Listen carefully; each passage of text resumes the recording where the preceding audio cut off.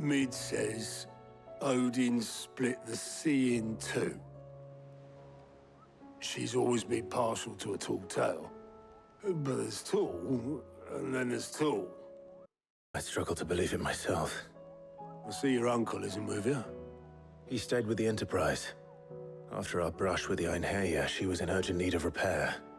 And my uncle knows a shipwright in Randalar. We're to join him there when we're ready to sail for Ash. You sure that's wise? Last I heard, the place was still overrun with Akashic. Show me a city where that isn't true. Ultima's plague is spreading. We're running out of time, aren't we? We've done our best to shore up that hideaway. But I doubt a few planks will stop what's coming. Still, we'll keep at it. Every little helps, I suppose. Let's hope so.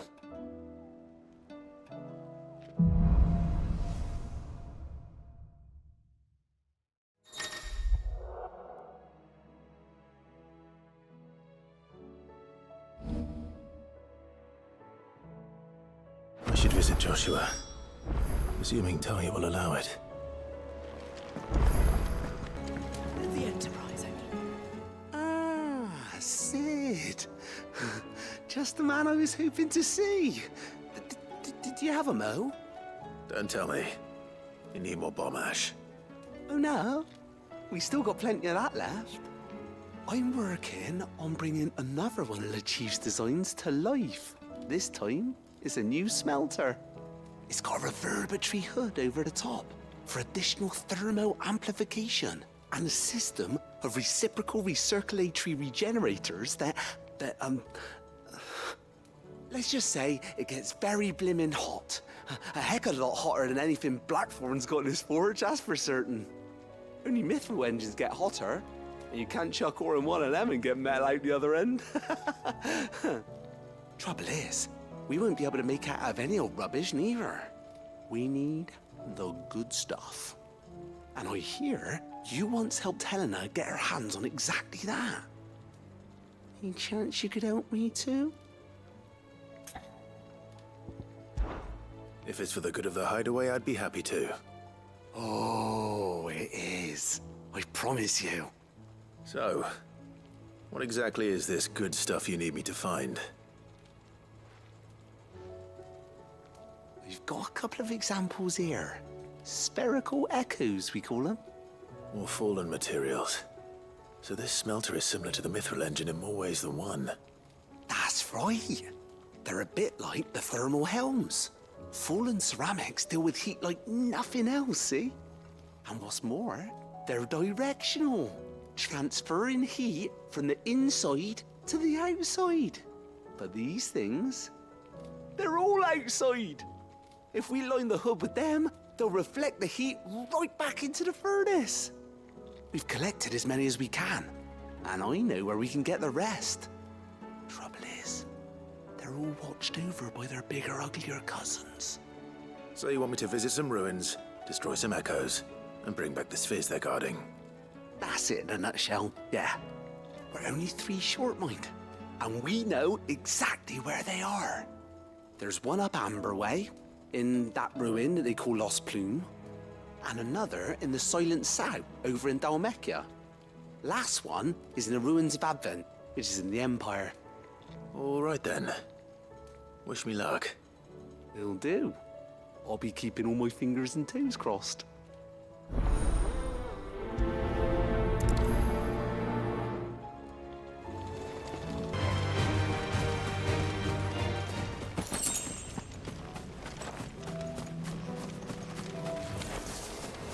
I'll need to deal with these ones first.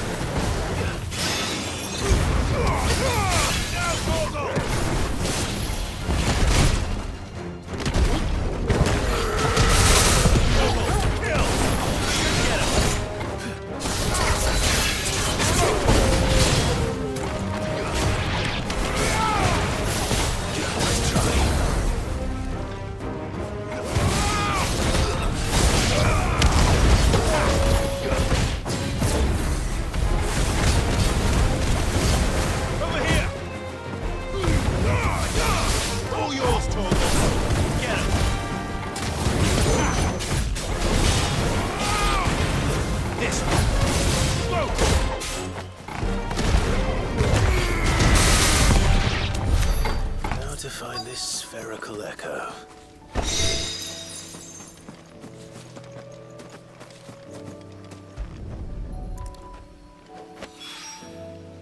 this is it. Right then. Just two more to find.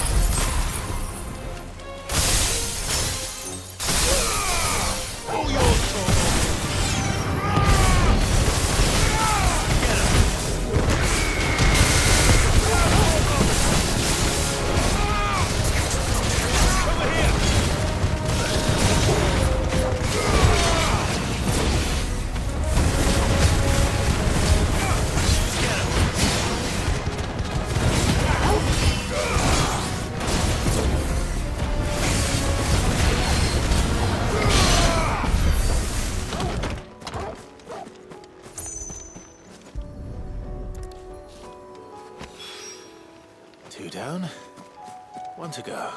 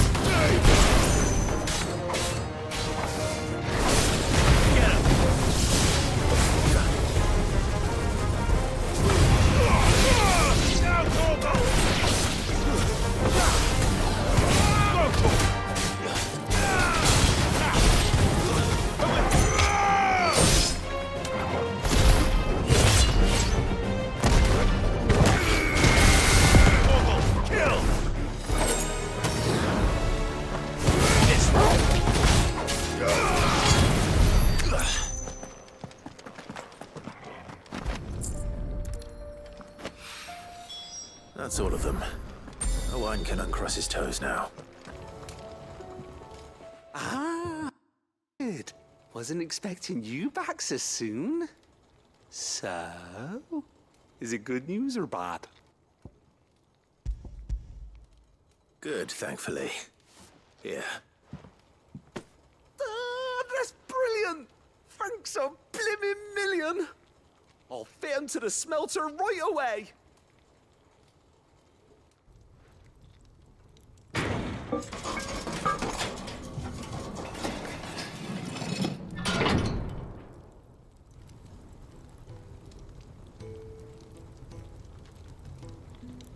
May I present to you the Telemon Furnace! Ain't bad, is she? She's a beauty. You saved my bacon again, Sid, and I ain't about to let your good deed go unrewarded.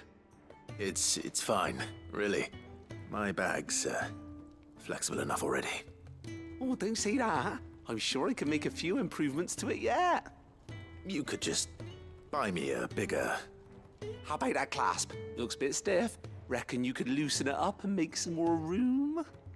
And I reckon I know how. With a new alloy we've been working on.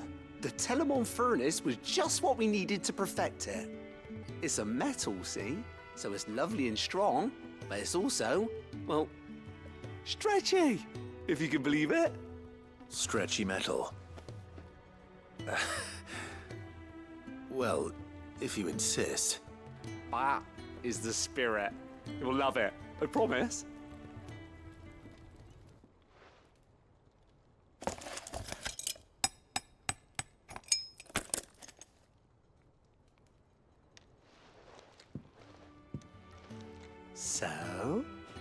What do you reckon? It's actually quite ingenious. Thank you, Owain. Shh, don't mention it. You earned it. And I wanted to get some practice in using that metal anyway. Reckon we'll have all kinds of uses for it around the hideaway. Can't think of any right now, but that's our job, innit? Dreaming up new ways to make life easier around here. Maybe even out there, too. One day, the whole world's gonna know about the inventions you've helped us put together. That bag of yours will be the first of many. You mark my words. They'll hardly believe their eyes, I'm sure.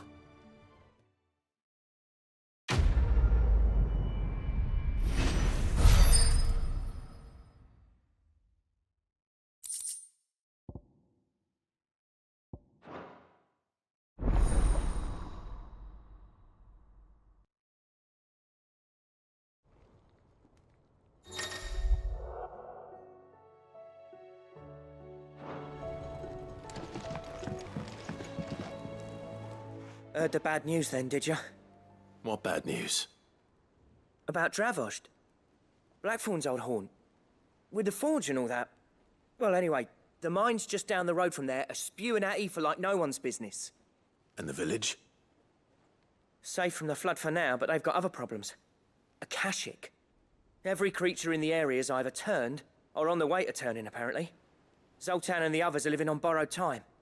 They need help, and quick. Doris sent a few curse breakers to keep an eye on things, but there's only so much a couple of scouts can do. Except get eaten. If something ain't done soon, the whole place will be overrun. I won't let that happen. Didn't think you would. Does Blackthorn know? I thought it might be better if he didn't. He'd only do something stupid. You reckon we should tell him? No. It's better this way. Yeah, well... I can't stand about knowing what's happening out there, so I'm off. I'll see you in Dravost.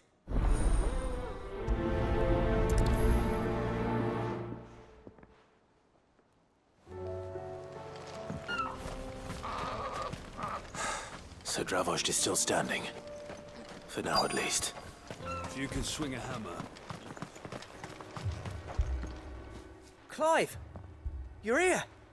And the Akashic? Mostly off to the north still. But I spoke to Doris's scouts and it turns out things are worse than I thought.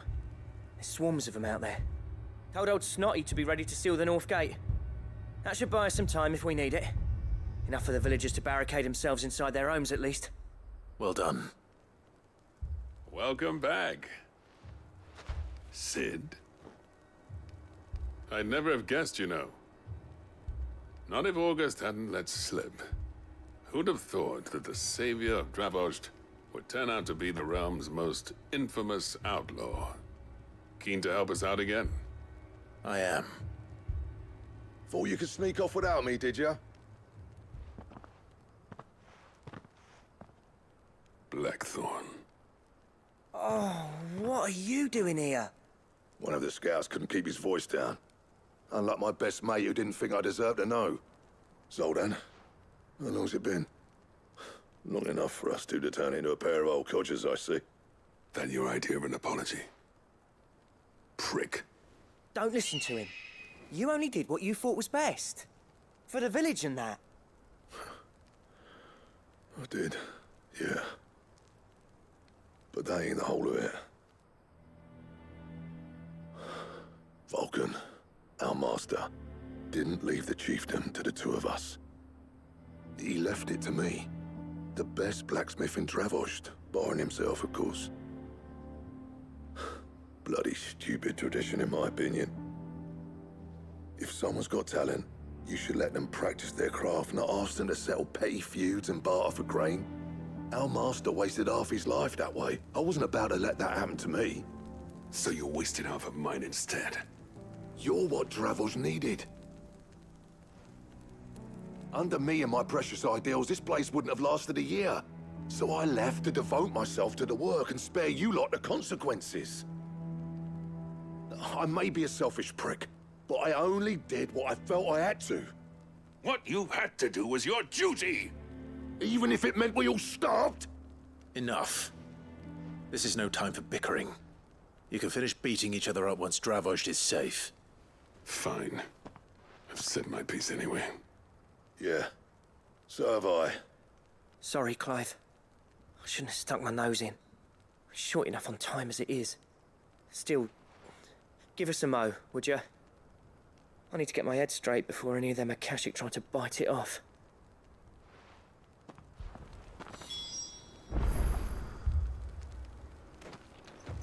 You, ready for the off, then? We can't afford to waste any more time. Right you are. Might be worth having one last word with the scouts, though. Don't want any nasty surprises, do we? Oh, and Blackthorn, you and Zoltan might be better off staying inside the... Akashic on the move. How close are they? Within sight of the walls. And there are more coming up from the mines. What was I saying about nasty surprises? They'll wash right over us if we stay out in the open. We're pulling back behind the gates. Good idea. Get yourselves inside, but keep your weapons handy. Understood.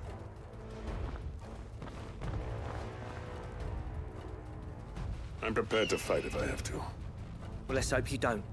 That's our job. Once the scouts are inside, order your men to barricade the gates. No heroic last stands, you hear me? No fighting at all if you can help it. August's right. I've seen what Akashic beasts can do to armor. The people here are tough and willing, but they ain't equipped to face what's coming. I'm going out there. Start work on the gate as soon as I've left. I'll give you as much time as I can. And if they kill you? You evacuate. But it won't come to that. I promise. You'd better be right. Take good care of Dravojd till I get back. Leave it to me. And give those things what for, yeah?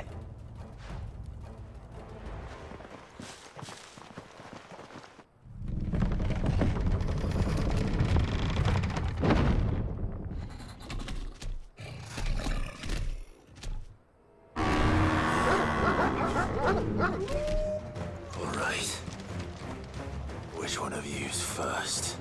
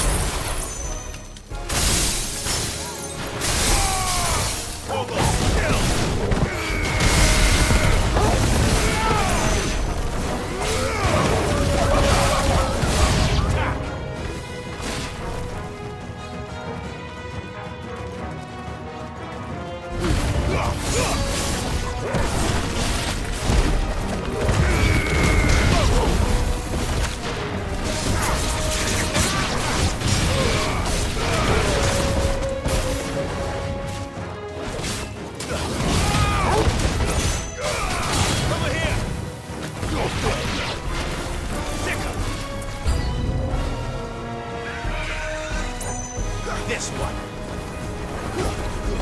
Over here.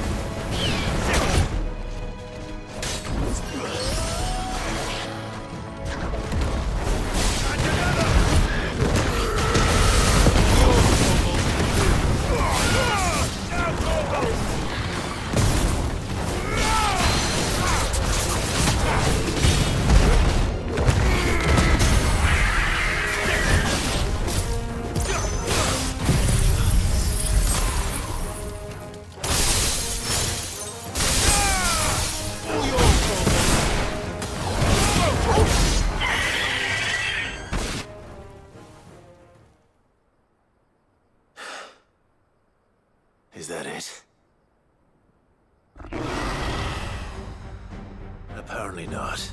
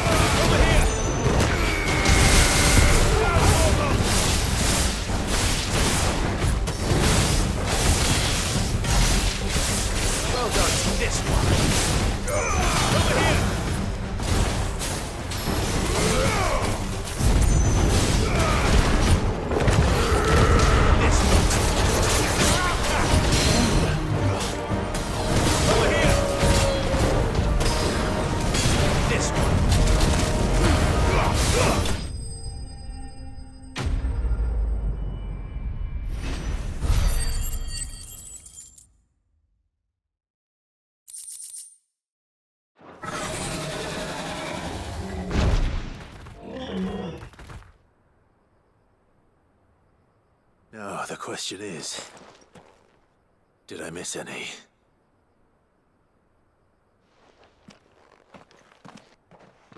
Man alive! You're still in one piece! I slew as many as I could. As many as I could, he says. The old bleeding lot, more like it. Well, almost. Only almost. Yeah, one or two did try to sneak over the wall. But we got the bastards, don't you worry. Good. Though you do know, more will come in time. In time, yeah. But we can think about them later. Let's get you back inside.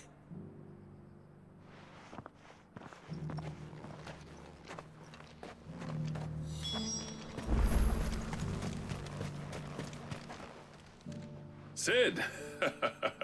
You're even more fearsome than your reputation. Enough to give those Akashic monsters nightmares. I almost felt sorry for the wretched things. But mostly, I felt grateful. Dravoged won't forget what you did today. I'm afraid I've only delayed the inevitable. There's no getting rid of that ether flood. Meaning that any living thing which stumbles into those mines will end up clawing at your walls again. And that's if the flood don't spread. If it does, well, I hate to say it, but the village's days are numbered. That may be, but we're staying just the same. With ether floods springing up all over, it's no less safe than anywhere, and more importantly, it's our home. We'll fortify the gates to the north, and I'll see that they're guarded day and night. All right. Then we'll give you a hand shoring up those defenses. As for you, Blackthorn, that's twice you've turned up when Dravos needed you. So, thanks. I shouldn't have stayed away so long. And I shouldn't have left without talking it over with you first. Too bloody right you shouldn't. Though I doubt I'd have listened. I always envied you. How you made everything look so easy when, for me, it was anything but. You leaving gave me the perfect excuse to hate you. And from that day on, I never once stopped to wonder what it would have been like if you'd stayed. But what you said earlier, it was true. You'd have been the death of this place. Finally, something we can agree on. I hope you see the sense of it eventually. You kept this place alive. Alive, perhaps. Wealthy even, but... Dravoged isn't what it once was. Our work used to be the pride of Dalmekia. Now, we churn out the same rubbish day after day, because it's easy and turns a profit. It's not about the craft anymore. I wouldn't send my sons to war wearing the shit most of our smiths are making. I've kept working, honing my skills, trying to lead by example, but no one sees the point. The average castle apprentice has as much passion for the craft as our current lot. Come back to us, Blackthorn. Remind Dravoged what a true master blacksmith looks like. I'll even man those bellows of yours if it means we can work at the same forge again. That's a kind offer. Kinder than I deserve. And I wish I could accept, but I'm needed elsewhere. There's people who trust their lives to my steel, and I daren't let them down. Fair enough. But that doesn't mean I couldn't visit from time to time. Let's see if we can't rekindle this town's passion for the craft, shall we? I'd like that. Just be sure to tell Snotty to let me in the next time I come calling, yeah? Knowing him, he'd let you in anyway. Blackthorn. The Master Smith turned outlaw, back in my good graces. I never thought I'd see the day.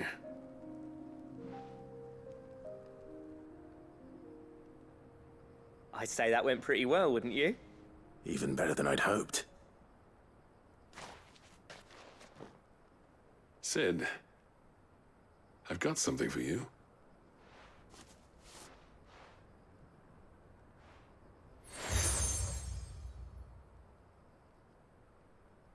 And this is?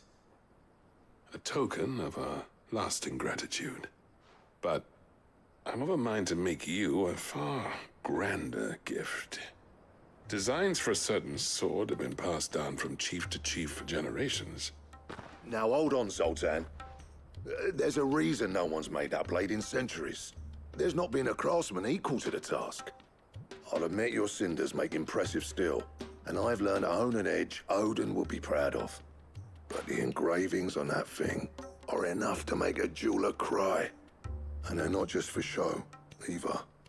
Have you forgotten what brought you back to Dravozd in the first place? A certain ring? I knew I'd never surpass you with the hammer and tongs. So I turned my hand to a different kind of metalwork. Between the two of us, I'd say we're the equal of any master craftsman ever to have graced a forge.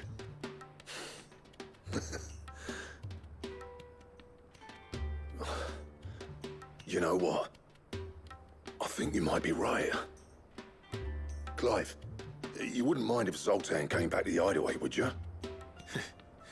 He's more than welcome, as long as he can keep our secret. Right. Zoltan, get your tools. We've got a legend to forge.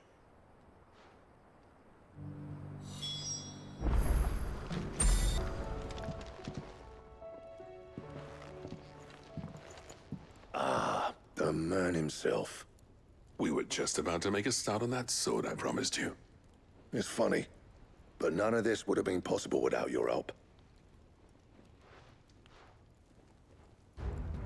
You remember Camille? We'll be using his leatherwork for the grip. The steel, meanwhile, will be tempered in a fire, burning the cinders you charmed out of old Zoltan here. And that whetstone from the Outer Isles, that'll be what gives the blade its edge. And the final flourish will be my talented colleagues' engraving. A team effort led by the greatest blacksmith alive. Now, save that talk till the thing's finished, yeah? Right. I'm ready if you are. To the bellows it is then.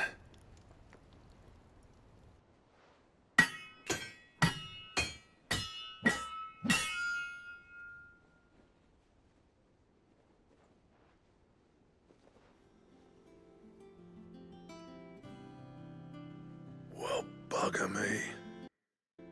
We actually did it.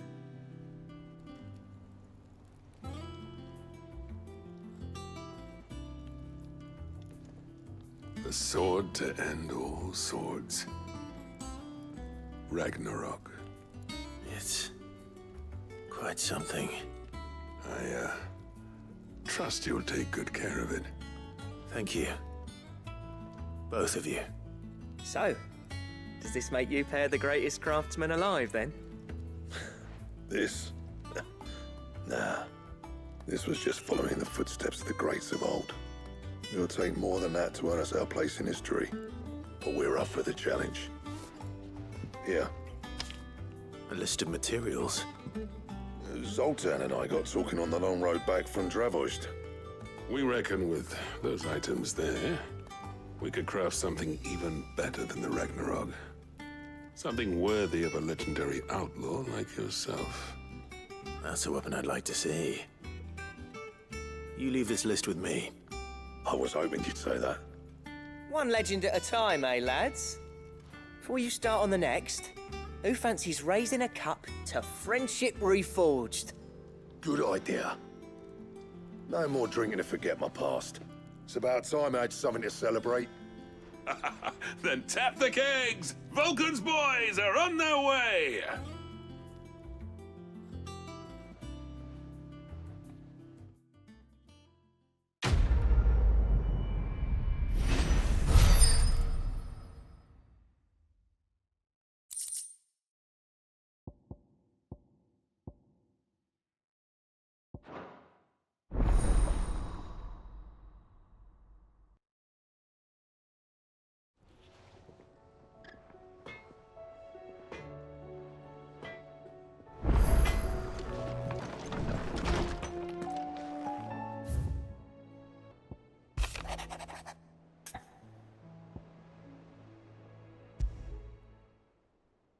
There's no way of knowing if Doris will confide in me. but I can speak to her at least.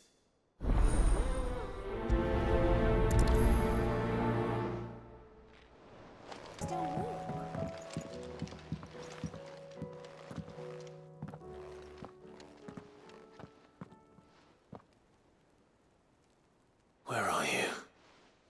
Can I help you, Sid? I'm looking for Doris. Is she here? I'm afraid not. She's at Martha's Rest on a job. My job, actually. When she heard what the mission was, she insisted on going herself. Alone. Did she? What was the mission? Following up on some new information. Once they'd settled in, the bearers you helped liberate in the Dragon's Eyrie were keen to talk about their imprisonment. And about their captor. The slaver Cole's team were tracking when they were attacked by the Beastmen. I'll go and find her. She's at Martha's Rest, you say? If she's not moved on already, yes. I hope everything's all right. Why would Doris insist on going alone? Maybe Cole was right to be worried. Doris should be somewhere nearby. Assuming she's still here.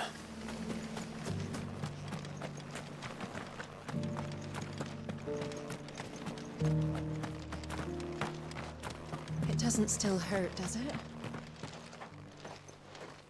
It's been a pleasure, Doris. Just like old times. I'll give your offer some thought, my lady. How goes the investigation? Sid, what brings you to Martha's Rest? You. I heard you were out here on your own, tracking our slaver. I trust you're being careful. Of course. And it had to be me. The bearers from the Dragon's Eyrie confirmed a long-held suspicion of mine that the slaver we've been tracking is an old acquaintance. She's no fool. If we'd come in force, she would have spotted us straight away, and then vanished without a trace. That was her just now, wasn't it? So, was it a fruitful reunion? I'd say so. She tried to recruit me. Seems her time in Rosaria is coming to an end. She's abducted bearers from across the region and is looking to smuggle them back into Sambrek. After her brush with those beastmen on the road to Northreach, she hired herself an Imperial escort, which she wants me to join. She's dangerous, Sid, but I think I can stop her. Then I'm going with you. I'll take care of the escort. You can see the bearers to safety. Where are they? The Baum Archers, soon to break camp. You go on ahead. I'll follow once I've sent word back to the hideaway.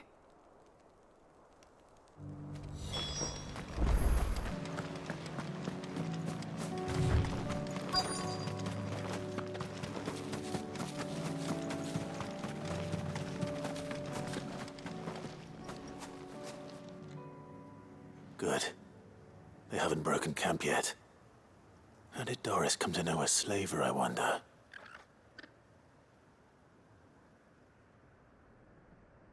We've waited long enough. She's not coming. Ready the bearers. We're leaving.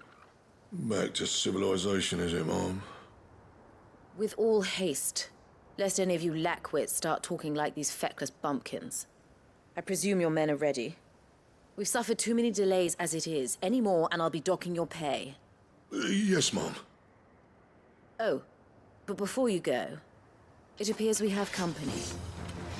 Kill him. You're welcome to try.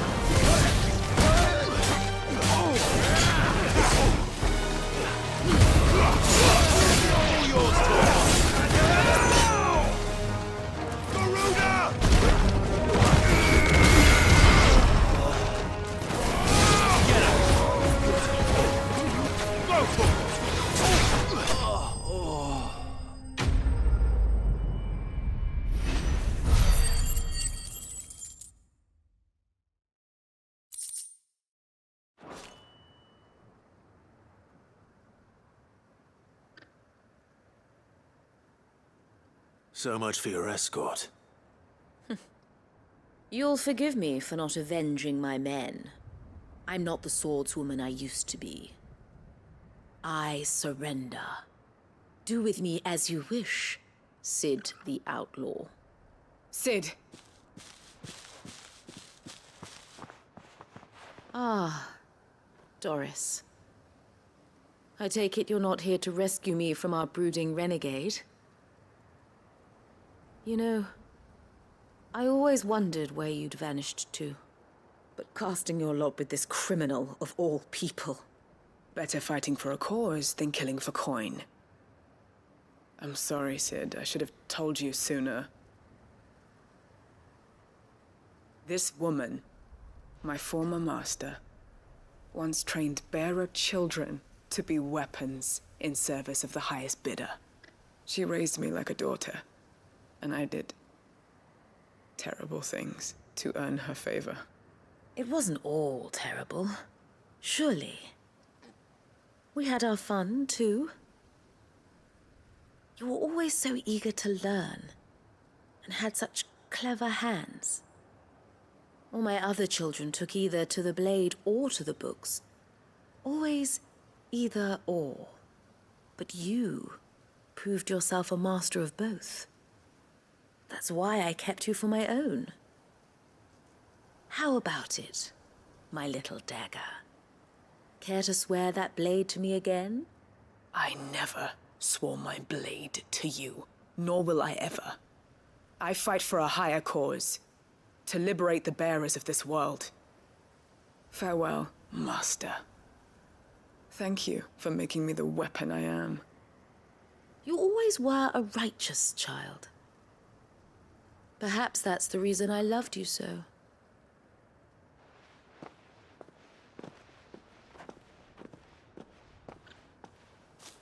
What do you want to do with her? I am not the killer she wanted me to be.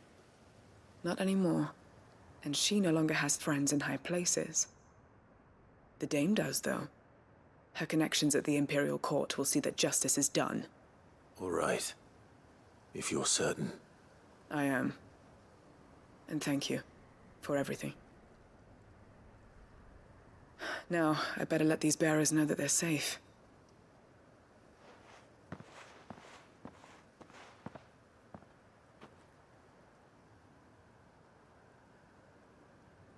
And I should head back to the hideaway and put Cole's mind at ease.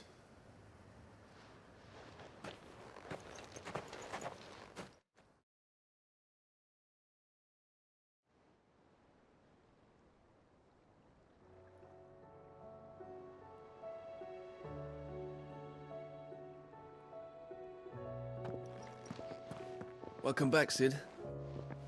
Doris's message just arrived. I hear you saved more bearers from being smuggled across the border. With any luck, they'll be joining us in the hideaway shortly. Oh, and your letter. You don't need to worry about Doris anymore. I'd been hoping as much. She mentioned one or two things in her report. So the slaver we'd been chasing all these months was her former master. Wish I'd known. She's been arrested, by the way, over in Sambrek.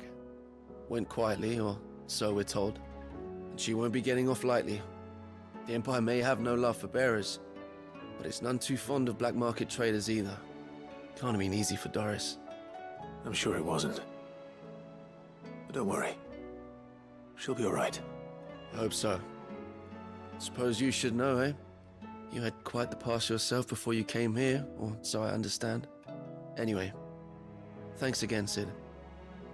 The Cursebreakers would be lost without Doris. And you, of course. Keep up the good work, Cole.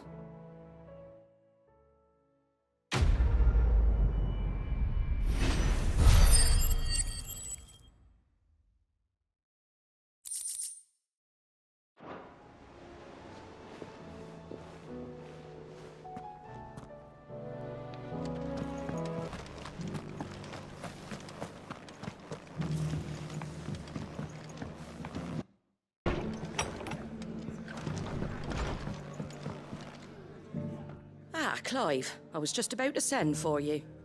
I'd like you to take something to Sir Wade up in Eastpool.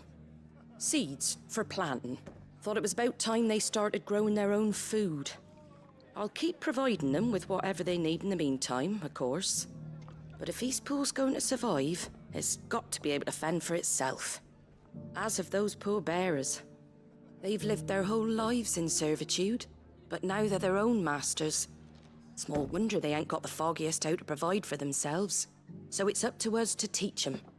And if you're wondering why you, well, the Wagoneers taking supplies up that way have been coming back with more and more reports of Akashic around the village of late. Sir Wade's putting a brave face on it, but I think even he's starting to worry. And if he's likely to share those concerns with anyone, it's you. All right. Thanks. Wouldn't ask if I didn't have to. There. That should be enough to keep him in Gazal Greens for a few years at least. Gazal Greens? Not the most mouth-watering crop, I'll admit. But they're hardy, they grow fast, and they fill a hole. Better that than something that'll wither away at first frost. And chocobos love 'em too, which is no small thing.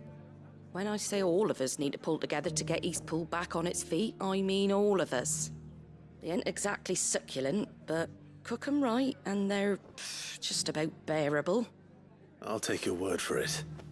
Anyway, Sir Wade'll know what to do with them. And if he don't, well, I'll go up there and show him myself. I'm sure you will.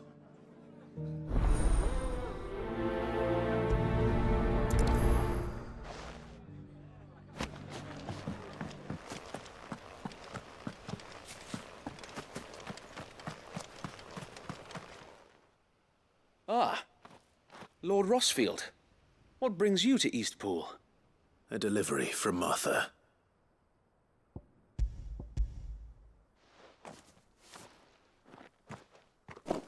These are Gazal green seeds. Martha's keen to cut the apron strings then, is she? I jest, of course. You see, I had thought we might be able to revive the old wheat fields, but they'd long since gone to seed. Only without the seeds. Martha was hoping he might be able to show the bearers how to plant and tend these, so that they'll be able to fend for themselves. That's not a bad idea. These bearers had only recently escaped their bonds before we brought them here. They know little of freedom, of providing for themselves and their loved ones. Unless we teach them how to live like free men, I fear that all we have achieved in bringing them here is to exchange one master for another. Not that myself and the Guardians have been the best example to them so far, subsisting almost entirely on Martha's charity as we do. It's about time we all started to provide for ourselves, bearers and Guardians alike. Unfortunately, we've been a little too busy of late to focus on much besides bolstering our defenses. There have been alarming reports of... The Horde is closing in. They're coming, Sir Wade, all of them. Damn it all, I thought we'd have more time. Gather the men in the square. Send to the rest for reinforcements. Yes, Sir Wade. The Horde. Akashic, a veritable legion of them. They've been seen prowling around the northern reaches for a while now. We don't have the numbers to hold back a swarm that size. I had hoped to build a perimeter wall so that myself and the Guardians might be able to defend the village, but... Now you're out of time. Precisely. If reinforcements from the rest arrive before they do, we may just scrape through, but I fear that's rather an enormous if. What if you could call on reinforcements from Eastpool? You mean the bearers? We brought them here so they might live, not die, fighting for their lives. So wait. You said you lack men to defend the village. Are the bearers not men? Do they not wish to see Eastpool saved? Though they may not be trained soldiers like your Guardians. What help they are able to offer could still prove the difference between victory and defeat. You're right, my lord. I will appeal to them.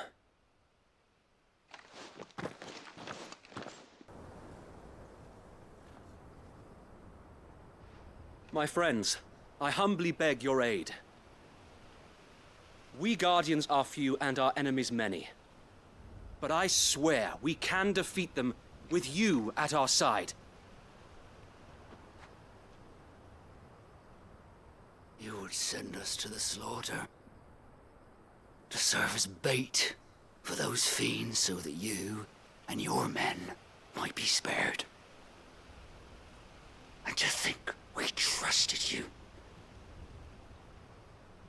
Say what you will. A home is not worth dying for. But it is worth fighting for. Sir Wade fights to give you lot a chance. Just like I do. Just like Sid does. We all wanted to give you a home where you could be free. And you got one, didn't you? This place, Eastpool. This is your village. Your home. And if you don't fight to protect what's yours, you'll lose it. You know I'm right. This world wants to take everything from you. Everything. Your homes, your freedom, your very lives. So then, are you going to stand by and let that happen to you? Are you going to accept fate like good little Bran did and die, having never stood up for yourselves? Or will you fight like free men and women?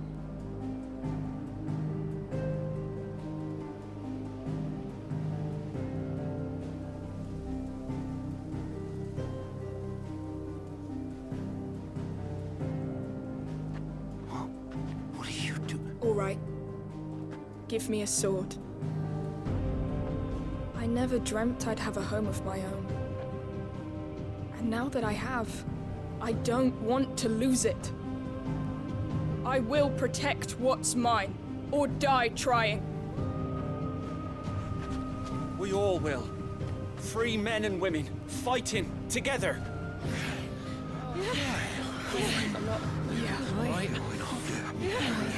For Eastpool! For Eastpool!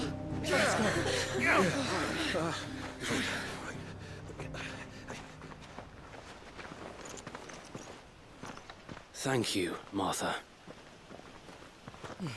Don't mention it.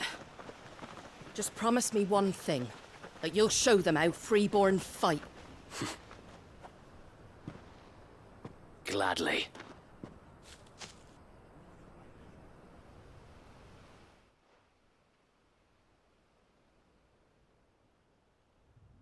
Well, if it was numbers you were lacking, you certainly won't be now. Thanks to you. Me? Oh, I just love the sound of my own voice. Lord Rosfield, my lady, we're ready. So what's the plan of action? We'll divide our forces into several small detachments, each made up of guardians, bearers, and guards from the rest. These will position themselves at strategic points around the village. Upon engaging with the Akashic, each detachment will keep the creatures occupied as best they can, steadily retreating all the while. You're going to lure them into the village? I am. We will have neither the time nor the resources to treat the wounded, so injuries must be avoided at all costs. Instead, we will focus purely on defense at first. By coordinating our withdrawal through the use of messengers drawn from among the bearers, we will aim to have the swarm converge at a point of our choosing. With luck, that point will be the village square. The perfect place for our most able warriors to surround them and fall upon them. And for you and I to finish them off. A sound plan, but one that'll require a leader with a cool head and strong nerves to coordinate the retreat. I'd say you have both in abundance, Sir Wade, but you'll be needed. Please, leave the last of the fighting to me. Ha! And let you have all the glory. Sir Wade! They're here! Then you know what you must do. We work together, everyone playing their part, each shielding the other that no man might fall, that Eastpool might live on. For Rosaria! For Rosaria! We've no time to argue, my lord. I'll do as you ask. And I will do as you ask. Suppose we'd better do our bit too then, eh? Right you are, Martha.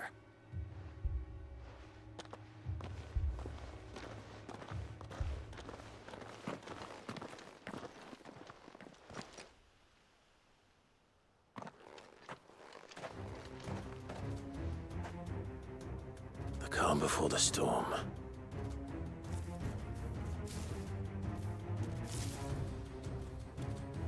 And here it comes. I will not let this village fall.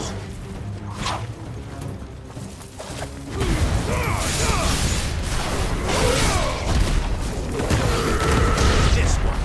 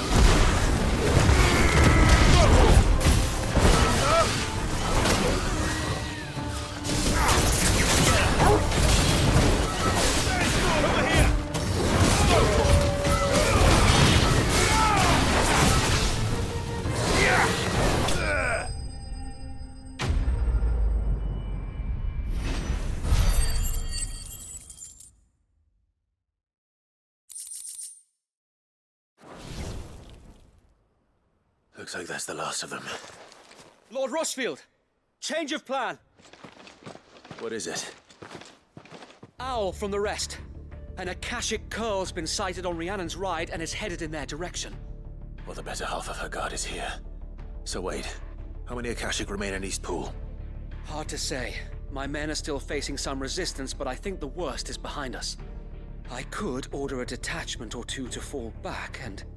No. Let them finish the job. You stay here too, Sir Wade. Your men need you.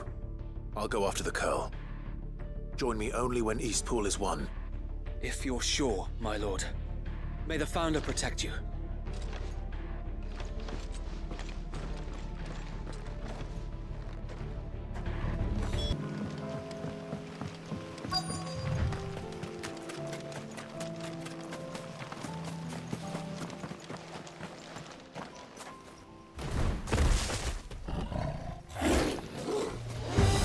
There it is.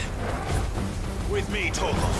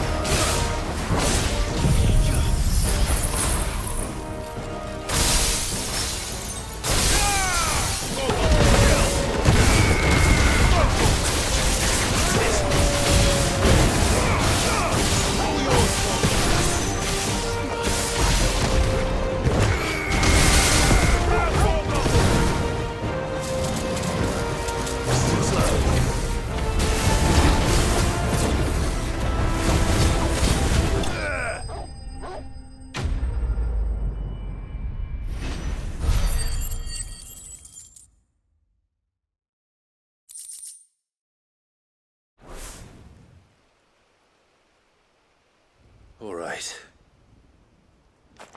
Back to East Pool.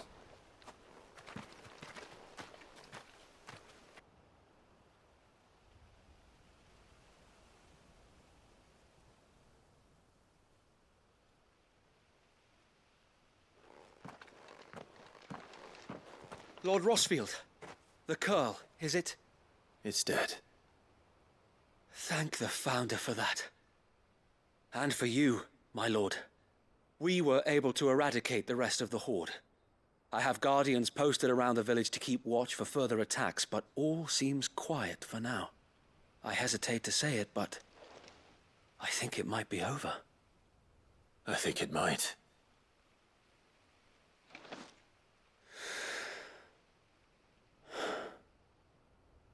We did it.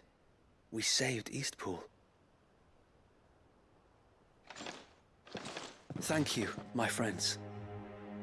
Thank you. No, Sir Wade. It's us who should be thanking you.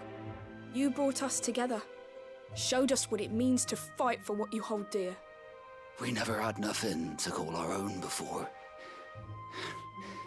We didn't know what it meant to protect it, but now we do. We really do. Forgive us, Sir Wade. You and your people saved us, and still we doubted you. But there's no doubt in my mind anymore. We're free men now, so we have to start acting like it. We have to fight to protect what's ours, to protect Eastpool. And we shall. We all shall. Together. This is our home. And if anyone or anything tries to take it away, they'll have us to answer to. Come on then. Let's get to work. This village isn't going to rebuild itself.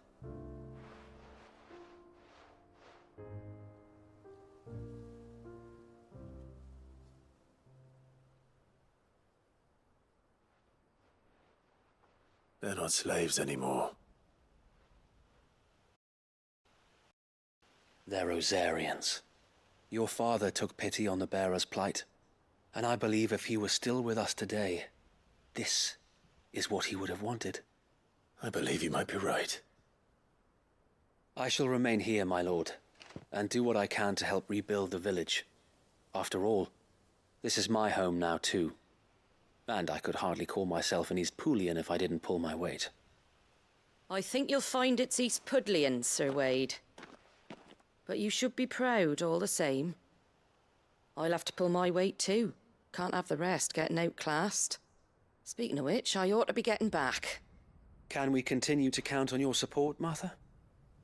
Of course, and I'll be counting on yours too. Us Rosarians have got to stick together, haven't we? Indeed we have. And Clive, come by the Golden Stables when you get the chance. I ain't paid you for delivering them seeds yet. All right. I will.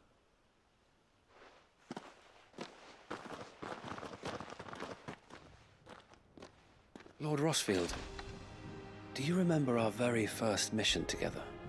Clearing the goblins from the Stillwind Marshes? How could I forget?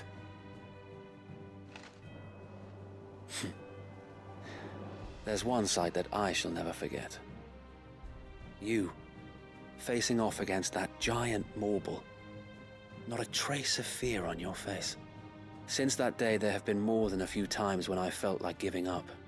When the odds seemed so stacked in the enemy's favor, I thought I may as well just lay down my sword and surrender.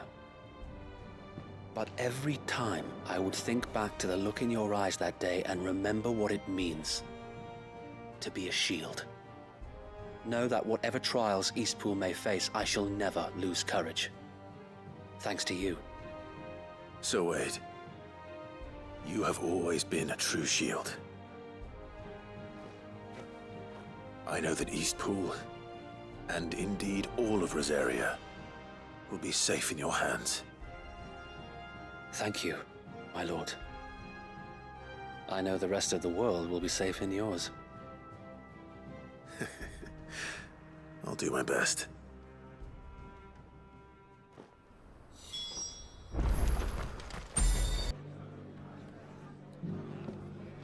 The hero returns.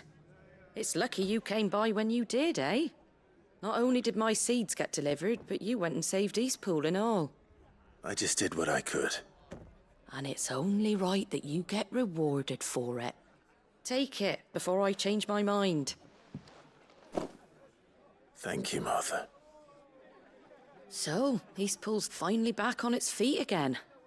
And a home to free bearers. Who'd have thought we'd see the day, eh? Well, it was your idea. I know that, but I never stopped to think what it would mean. Bearers in charge of themselves, thinking for themselves, working for themselves. Like your hideaway, but not even hidden away. Though I suppose the rest ain't much different nowadays. You know, bearers living free like that reminds me of when I first met Sid. Loath as I am to recall that particular day. I take it you didn't always see eye to eye. What happened? Well, if you really want to know, I started doing what I do long before I met Sid. In fact, that's how I met him. Or at least how he came to meet me. He showed up at the stables one day, asking questions about who'd been buying up bearers. Founder knows what he thought I was doing with them. Running a hunt, poking around in their innards. Something awful anyway. Me, I thought he was a new constable. Thought the game was up. But somehow we both managed to work out what each other was about. And before I knew it, the cheeky arse was rattling on at me about how I was doing it all wrong. After all my hard work. Told me I was giving them relief, but not freedom. That my bearers were still dying as slaves. Got right under my skin, it did. Told him if he didn't like it, he could bugger off and report me to the garrison. And you know what he did? He smiled. And then he laughed. And then I did the same. We made a pact that day, that whenever one of us was in need, the other would always be there for him. And you were? Well, we both wanted the same thing. To make life better for bearers. Just like your dad. Do you know I was born right around the time Elwyn became Archduke? Growing up, I saw how he tried to change things. He certainly didn't lack for ambition, that one. Indeed. But the loftier one's ambitions, the harder they are to achieve. Which is why those of us who follow in their footsteps need to finish what people like Sid and my father started. Suppose you're right, aye. And if we don't manage it, there's always them who come after us. Good thing we've got a few half-decent sorts waiting in the wings, eh? It's almost enough to give you a little bit of hope. Just a little. Anyway, enough nattering. Better get back to work. Let's see about making everyone some dinner, shall we? The least the folks who saved Eastpool deserve is a hot meal. And you and me ain't gonna save the world on an empty stomach neither. That sounds like a wonderful idea.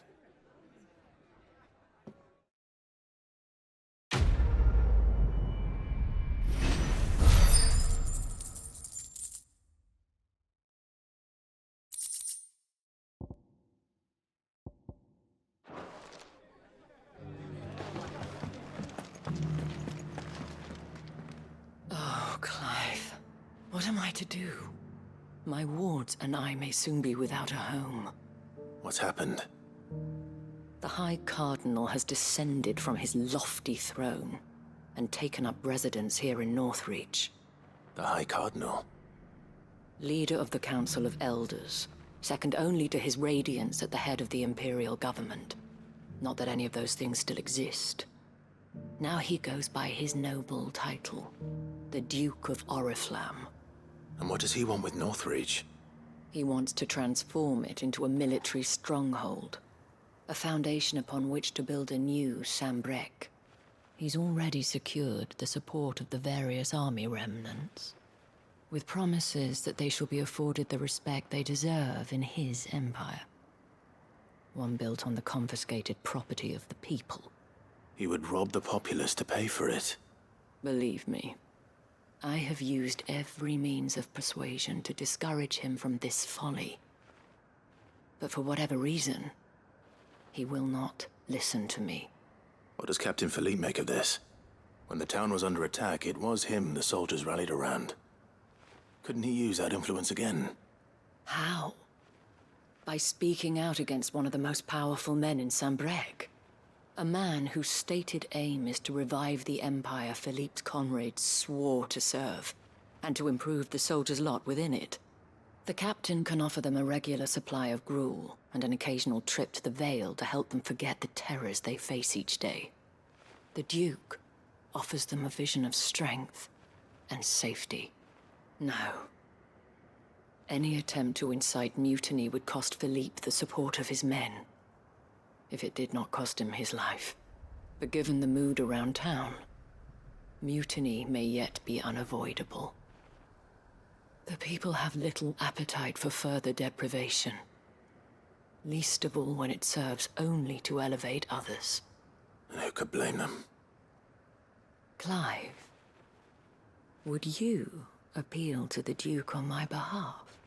For your services to Northreach, you have the respect of the soldiers, and they will take you to His Eminence if you ask them. And unlike Philippe, no bonds of loyalty prevent you from speaking your mind to the man. Well, will you try? You could hardly fare any worse than I did. I'll see what I can do. Thank you, Clive. Tell me then, where will I find this Duke of Oriflamme? In the garrison? Overseeing the troops, yes. All right. Wish me luck.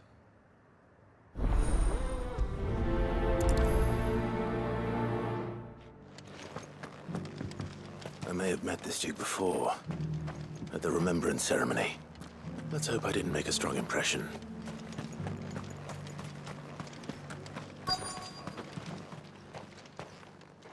Halt!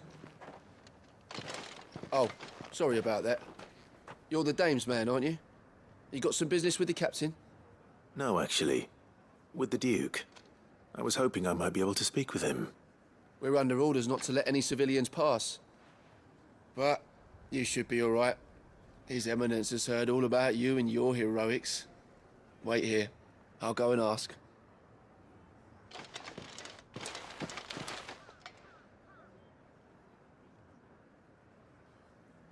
So, you are the sellsword who lent his aid to the garrison. The Empire owes you a debt, and I shall see it repaid. But tell me, is it wealth that you seek, or favor?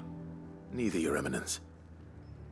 I thought only to inquire about your plan to turn Northreach into a stronghold. Ah, I see. You are worried the expanded garrison will render your services redundant. Yet you needn't be. A proud fighting man like yourself shall always have a place here. Pride of place, in fact. For too long has the contribution of the noble soldier been under-reckoned. But no more. For it is they who shall see the Holy Empire rebuilt, beginning right here in Northreach. Why here, Your Eminence? The town has been fortunate enough to escape largely unscathed from the recent troubles. Her defenses are sound, and her garrison well prepared. Which is more than can be said for Oriflamme or Twinside. The Empire wants for a capital, and I believe Northreach to be the perfect place. With Caer Norvent as her citadel. Once we have seen to the refortification of both the town and the castle, we need only build a wall around both to create a city that would be the envy of the twins. Plans are already underway for the construction. Soon enough, these thralls shall learn that they are no match for the might of Sanbreque. I fear you underestimate how dangerous these creatures are, Your Eminence. Should they return in force, you will need all the people of Northreach to come together in defense of the town. Something they may be loath to do if they've been deprived of their worldly goods. The people will do as their leaders command. If Sanbreque is to be rebuilt, she will require a functioning government. One whose authority is beyond question. That is why this levy is necessary. so that any man who wishes to join the army might do so and be fed, outfitted, and paid as befits a defender of the Empire. And yet there are those who persist in peddling the treasonous lie that I seek to steal from the people and drive them from their homes. I suspect they're afraid of losing what little they have left. Precisely. The common folk have little and less, and you mean to deprive them of even that.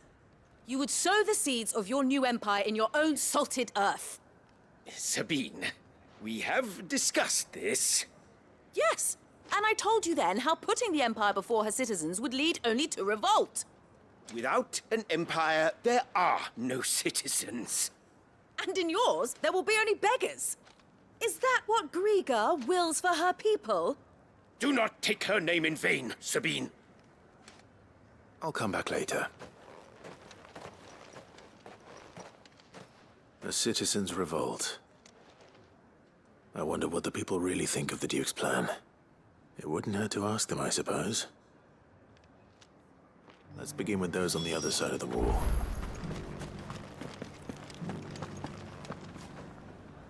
All right there. What is it you're after, sir? Just your opinion, actually. I wondered what you thought of the Duke of Oriflamme. Oh, him. Not much. None of us traders do. It's thanks to nobles like him that we had to set up shop this side of the wall in the first place. Couldn't have the rabble getting any closer to the holy capital, could they? And now he's trying to drive us out completely, threatening to take everything we got from us if we don't clear off. If the dame said she wanted him run out of town, I'd be straight through that checkpoint, tar bucket in hand.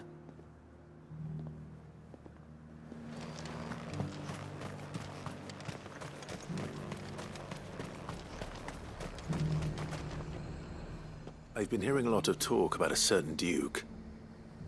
Nothing good, I'll wager. Going around acting like he owns the place. And with hardly a word to the dame. This is her town, not his. I take it you'd rather she was in charge.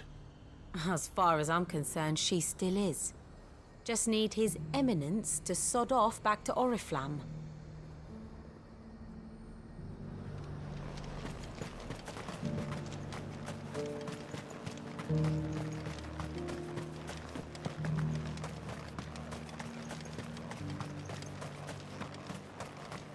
I heard the dame got an Eikons to rid the meadows. A question, if you don't mind. What do you think of the Duke of Oriflamme?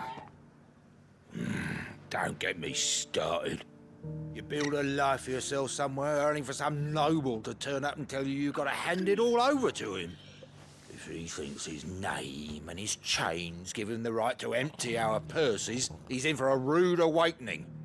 We'll do whatever it takes to keep what's ours. Whatever it takes. Well, the people seem united enough. What about the soldiers?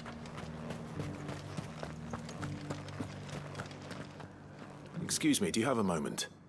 I wondered if you'd mind sharing your thoughts on the Duke of Oriflamme. Well, he's made a lot of enemies coming in the way he did. I mean, look around us. You can see the state the realm's in. The traders might not like having the screws put on them, but if they volunteered a few more of their hard-earned gil before things got bad, maybe they wouldn't have to. I think the Duke's got a point when he says rebuilding the Empire is the best way of making sure we're all protected. And if that means people who don't know one end of a sword from another have to make way for those who do, well, that's just how it goes.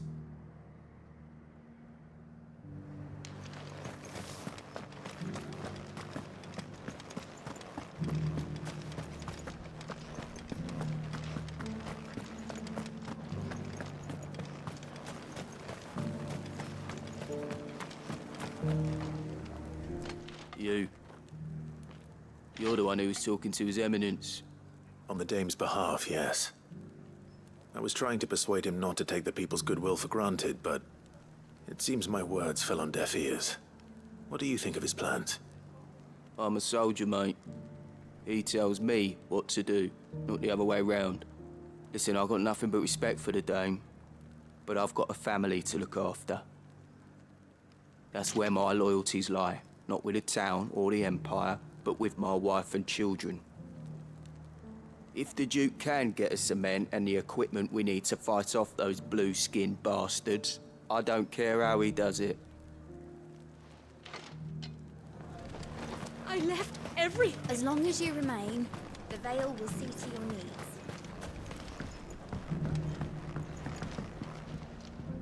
I hear the Duke of Oriflamme plans to turn this town into some sort of fortress. Do you think that's a good idea? It's not for me to say. All I know is that unless the Emperor orders me otherwise, His Eminence's word is law. Look, no one likes all these taxes and tariffs, but empires don't come for free. Once Sanbreque is back on her feet, we'll all reap the benefits. Let's see what Philippe makes of all this.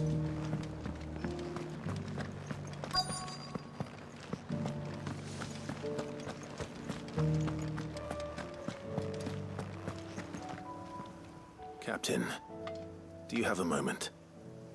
For you? Certainly. Clive, wasn't it? Thank you for last time. How can I help you? I wanted to ask you about the Duke of Oriflamme. Do you intend to go along with his plan? But to tell you the truth, I'm in two minds. It's my sworn duty as a captain of the Imperial Army to obey his orders.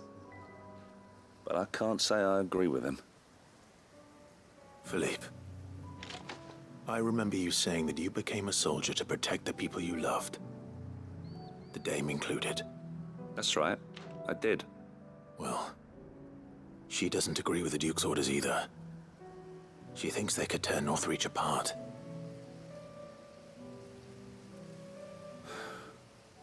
And she's probably right. Thank you, Clive. I know what I need to do now. Protecting the people I love is what matters. Doesn't matter how. Well, duty calls, so I better go. Thanks again.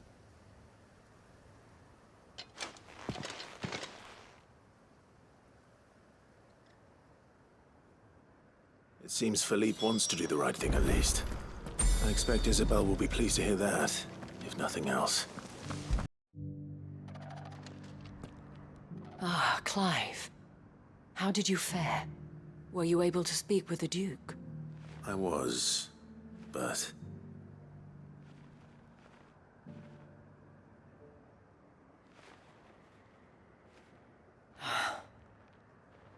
So Northreach is to be a fortress after all. Well, it will certainly help to hold back the thralls. There's no denying that. Though I doubt it will come as much consolation to the townspeople whose worldly goods are confiscated to pay for it.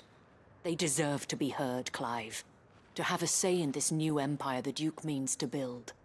Sadly, His Eminence values their obedience more than their opinions, and hopes to reassert the authority of the state. I fear he sees the people as mere pawns on his chessboard to be sacrificed for the greater good.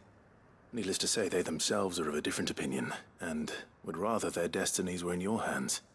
The soldiers, meanwhile, are content to follow their orders. And not just because of the Duke's rank, but because of his vision. I thought as much. Had I sworn to protect Sanbreque, I dare say I too would want nothing more than to see it rise from the ashes. Thank you for trying. But the battle is lost. I don't know about that. What happened to your uniform? I handed it in, along with my resignation. Told the lads I wished them well, but that I owe it to those I love to call it a day. But why? Because I realize what really matters to me. Not following some nobleman's orders for the sake of it, but protecting what I care about. Protecting Northreach. I honestly don't know when those monsters will return, but I'm certain they're not finished with us yet. And when they do come back, we need to be ready for them. We need to stand together, all of us. And with you to lead us, milady, I reckon we can do it. It was you who finally convinced me, Clive. There's no point following orders if they go against everything you believe. Indeed. All of us, standing together.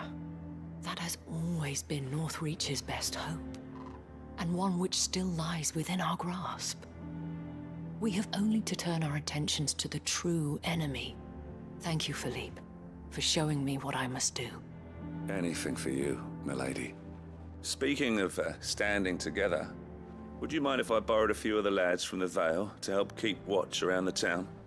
I fear His Eminence has loftier tasks in mind for the guard. Not at all. Be my guest. Wouldn't be the first time.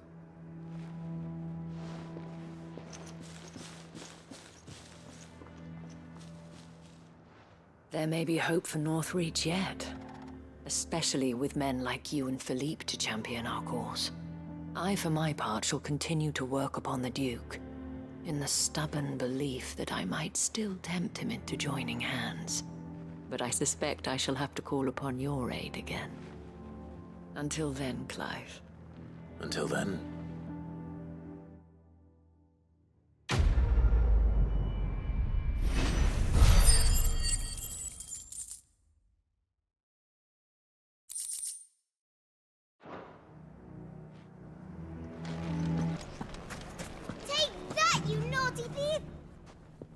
Clive!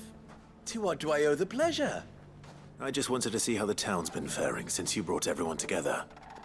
Since we brought everyone together, all is absolutely wonderful. Conrad and Natalie's hands remain safely away from each other's throats and firmly at the helm. Our stores are full, and the bandits still too disorganized to raid them. Just as the good Lady Jane and Lord Underhill intended. Are you a lord? Lubor's going to be one too.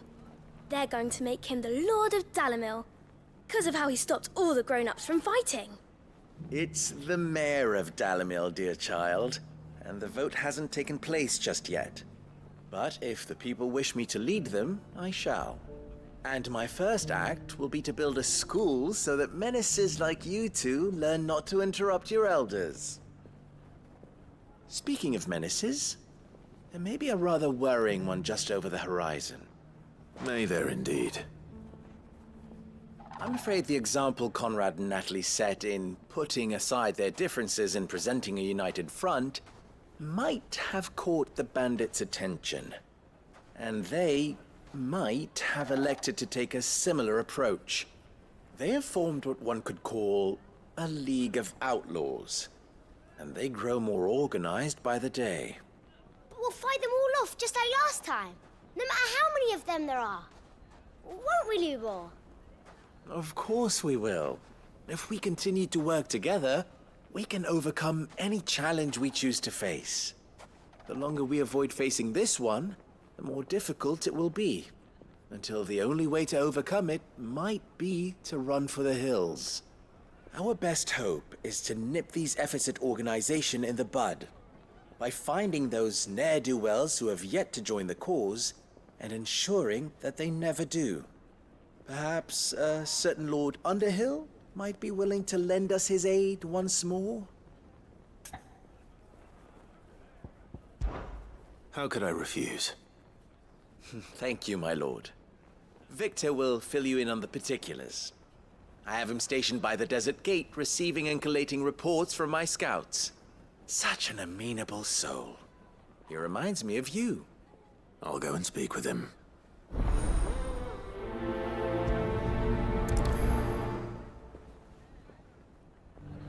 What's the difference between a lord and a mayor? A League of Outlaws. Sounds like we have some competition.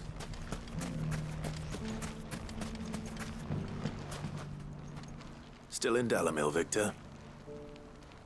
Ah, Sid. I thought you'd have returned to Cosnis by now. I did. Then I came back. I've developed something of a fondness for the place. And having worked so hard to see it saved from one fate, it would seem remiss to abandon it to another. A sentiment Master Lubor certainly isn't shy about exploiting. Hence my doing his bidding yet again. You're not the only one. What does he want you to do? He asked for my aid in putting down the bandits. And he said that you might be able to help me find them. Then you've come at just the right time. I was on my way to speak with Conrad about how to organize our forces. There are more camps in the vicinity than we can safely strike at once. But we must strike together, and we must strike soon at as many camps as we can. We can't give this league of theirs time to rally its forces. All right.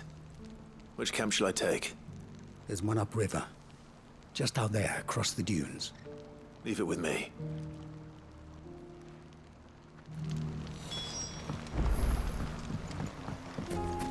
That must be the camp Victor mentioned. Come on then, Toggle. That's him! The one who killed Locke and Fingers! Take his head off! Over here!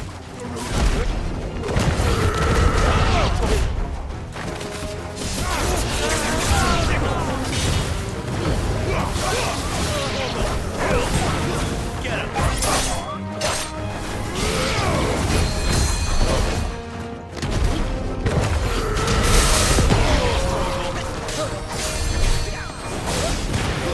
This one.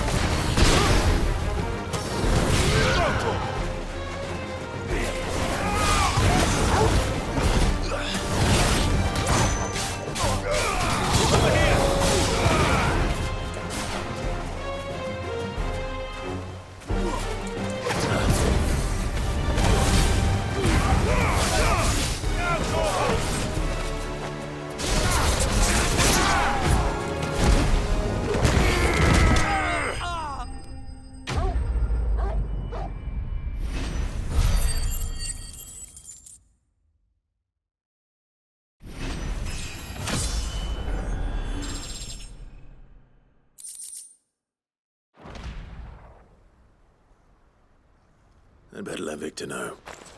Sid, where are you?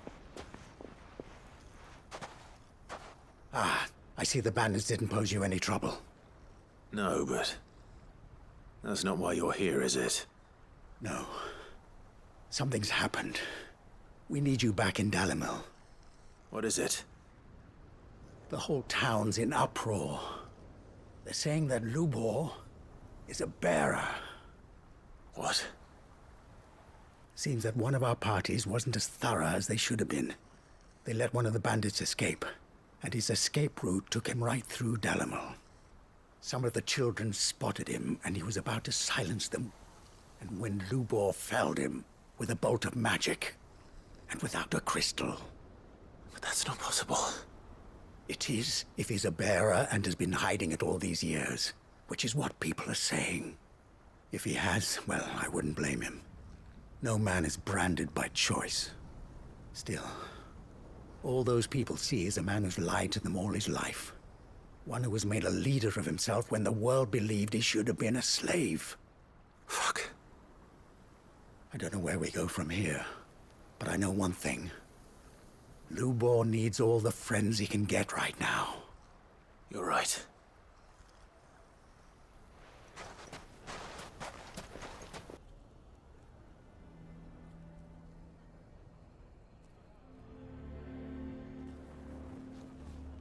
And now everyone knows. I made it a habit to keep a crystal close at hand for just such an occasion. And when that occasion arose, I forgot to reach for it. Well, it was bound to come out sooner or later. We're sorry, Lubor. We tried to keep running, but we just couldn't anymore. There's nothing to be sorry for. I rather enjoyed playing the hero for once. All that matters to me is that you two are safe. Look at him talking to his betters like it's nothing. All lies, I'll wager. Just like the ones he fed us all these years. Once people make up their minds, it's hard to change them. We need to do something, and quickly. Convince the people not to let their prejudices blind them. Convince them that nothing has changed. That their enemy lies outside these walls, not within them. You're right. We should speak to everyone. I'm glad you agree.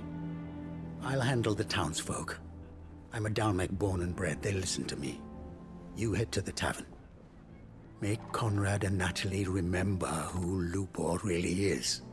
They know that Lubor and I are friends. I might not make for the most impartial of interlocutors, Lord Underhill of Randalar's League of Merchants, however, is a trusted and impartial mediator of note. I'll do what I can.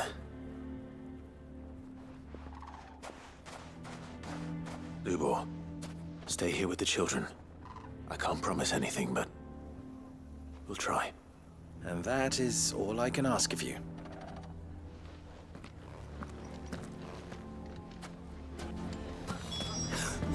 Why you taking the bearers? Why do they always have to make such a fuss? I knew all along that he... Forgive me for disturbing you, but could I have a moment of your time? I've seen your face before. As have I. Lord Underhill, wasn't it? Of the League of Merchants. That's right. I wanted to speak to you about Lubor. The rumors that he's a bearer. All true, I'm afraid. He'll never be mayor now. Not if I have anything to do with it. But what of his wares? Bearer or no, his steel is highly valued throughout the Republic. In this at least he's done the town a service. Might that not earn him a little leniency? Leniency? He pretended to be one of us when he was laughing behind our backs all the while. I'm sorry, my lord, but he lied to us. He lied to you. He cannot be trusted. So what do you propose? Will you drive him from his home? Close his forge? Perhaps. That is a question for the people of Dalimil, and they will thank you not to get involved.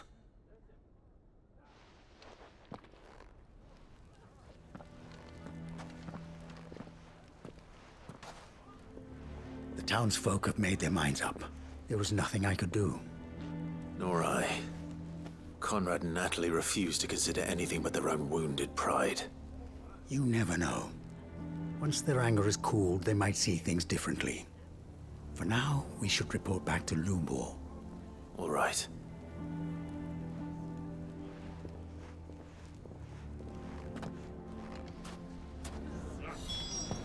Why the hell would Victor take the bearers? I assume the situation is hopeless? There's still hope. But...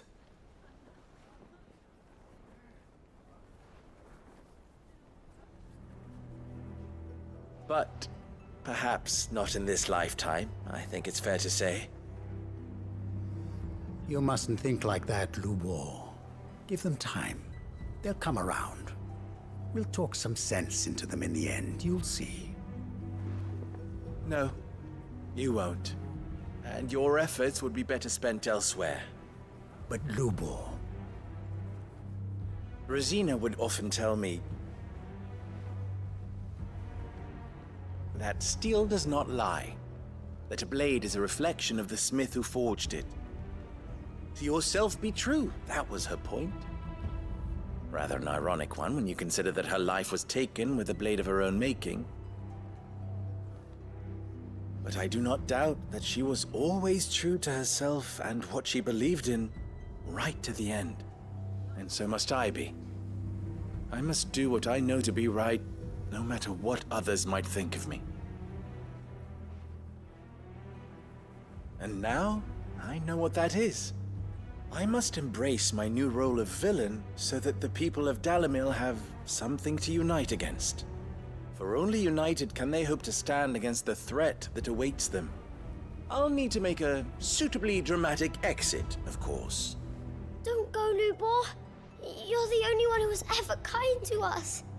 We'll be all alone. Again. Trust me, little ones. It is for the best that I go. Not only for the town, but for you, too.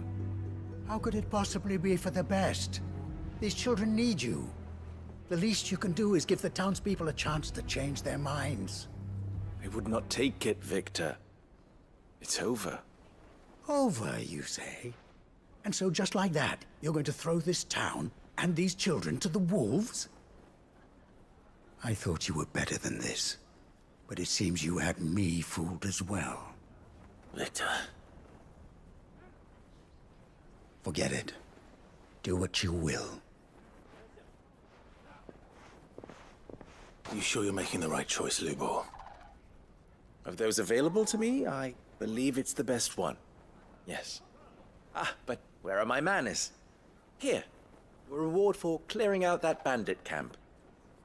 Right then, I have packing to do. If there's anything I can do. Anything. I'll bear it in mind. Thank you.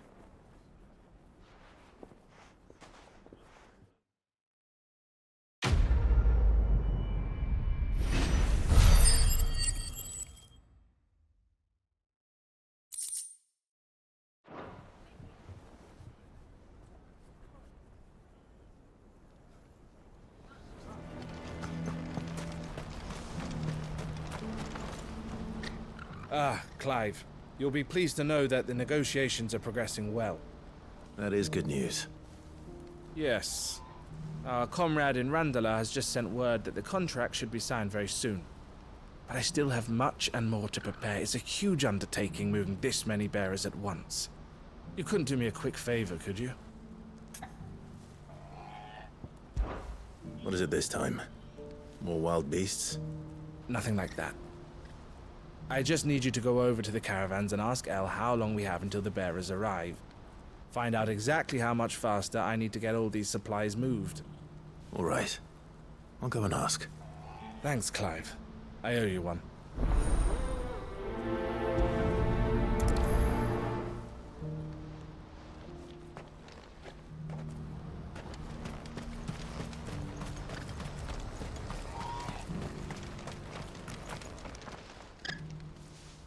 Don't blame yourself, El.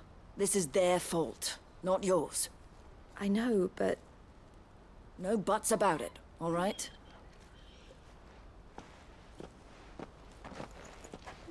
Is something wrong?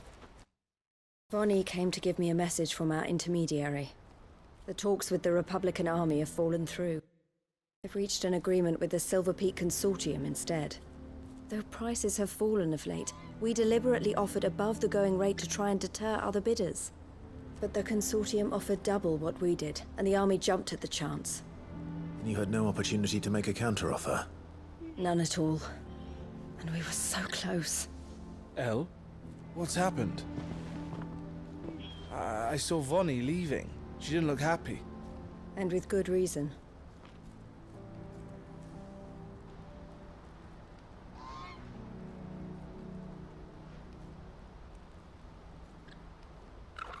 But I thought we were the only ones the Fist were speaking to about the bearers. How did the Consortium even find out about this? It's not so surprising. They have ears all over the Republic. This isn't over.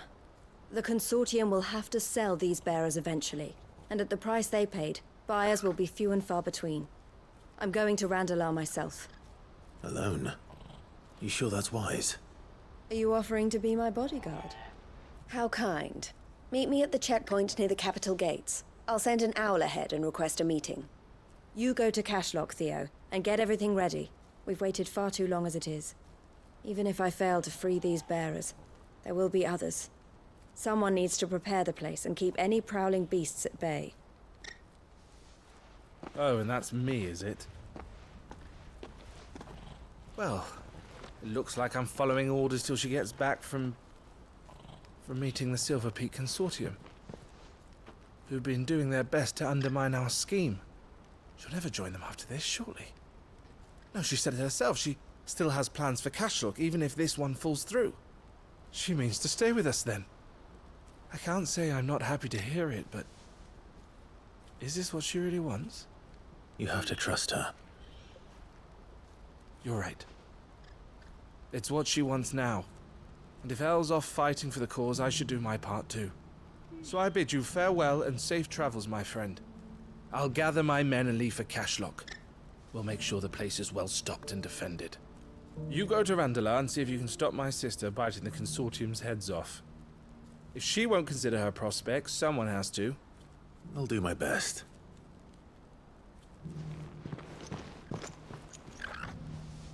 All right.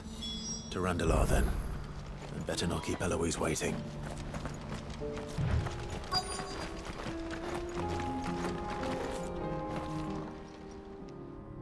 I hope I didn't keep you waiting. Did you arrange to speak with the consortium? Here they are now. You wish to consult with me? I did. It's about the bearers you recently purchased from the Fist. We had all but finished making arrangements to buy them ourselves, and then you stepped into the fray. You misunderstand. The consortium had an interest in purchasing them from the very first. It was only our regard for you that kept us from bidding. But your hesitancy in accepting our offer to you suggested that the regard was not mutual. And so we resumed our business. I did not hesitate. I am simply not inclined to make such decisions without first giving them due consideration. But what is done is done. Come then. How much do you want for them? Alas, you are too late yet again. We rarely take on such unconventional merchandise without a purchaser in mind. The bearers belong to him now. Who is your buyer? A trader from across the water. A most demanding fellow, if it's any consolation. He insisted the bearers be fed, dressed, even given their own bunks for the voyage over. That's what you get when you deal with continental types. I wouldn't know. Oh yes, the culture on the continent is quite different to ours. They pay good money for bearers not fit for the knacker's yard, and treat them like kings. But as long as they pay... That does sound unusual. No matter then. If they've already left our shores, there's little that can be done. Allow me to withdraw my interest. And with it, my interest in joining your organization. My associates will be sorry to hear that.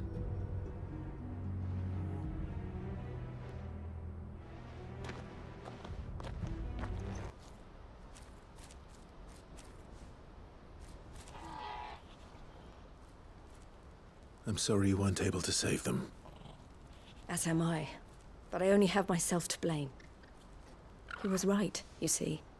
The Silver Peak Consortium did intend to buy those bearers before I did. Their representative hinted at a possible purchase when he came to recruit me.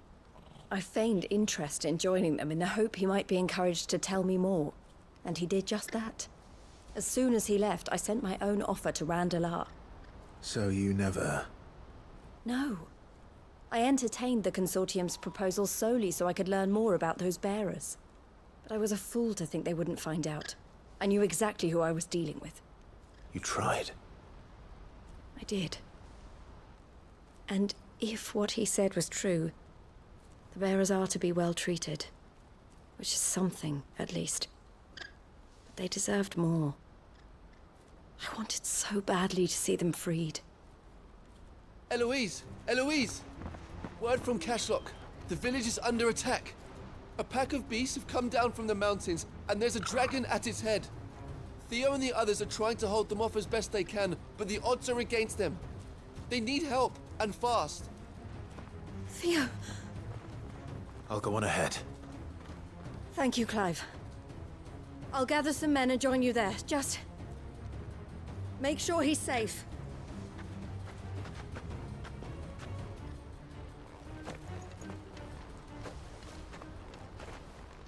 Hold on, Theo.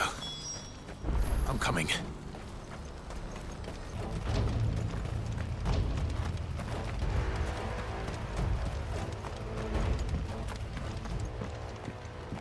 Where's Theodore? Upriver! He led the dragon that way to keep it from the village, but the whole area's flooded with ether. We just have to pray he makes it out in one piece. I can do better than that. Torgal, with me.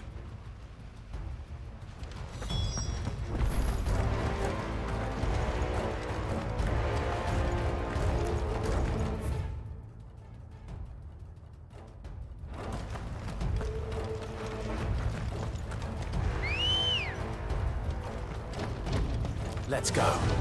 Yeah!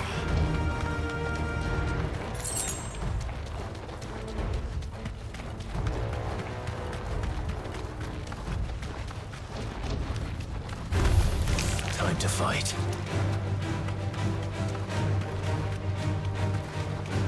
Where are you, Theo?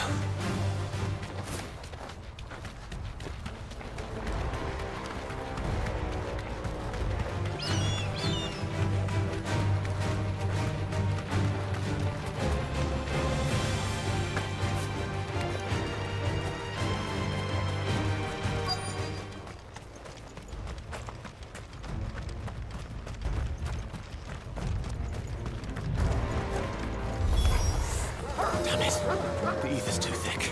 These creatures have already turned.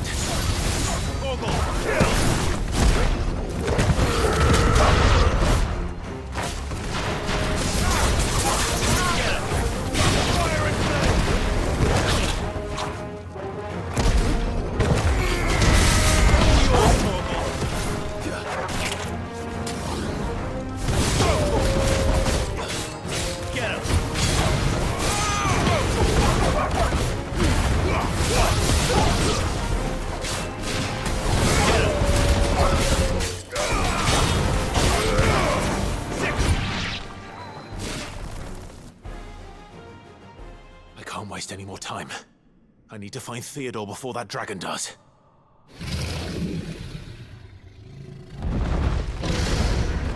Looks like it's found me. This thing's turned as well. This isn't going to be easy. Over here! Nice try.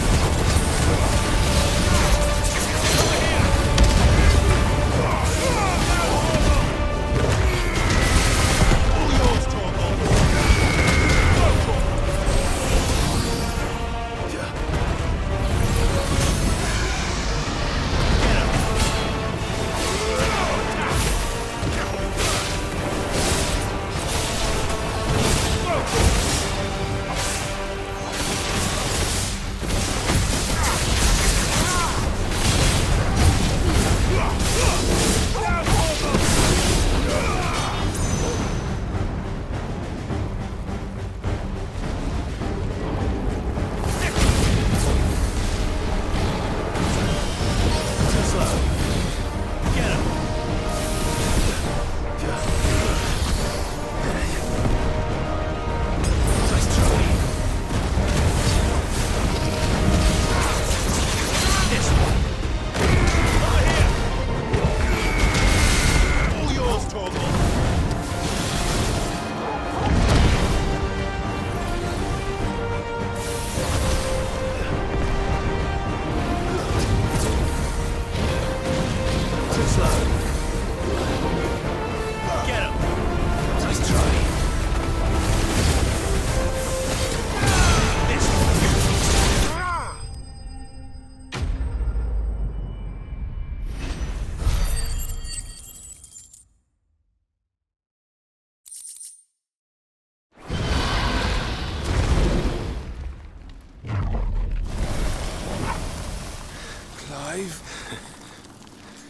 Theodore, you had me worried for...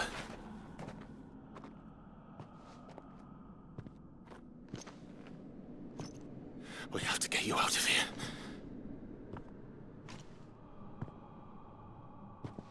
I think it might be a little too late for that.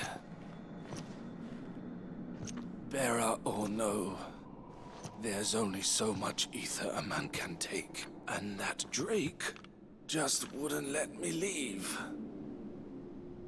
You have my thanks, Sid, for finishing what I could not. For keeping Elle's dream. Theodore!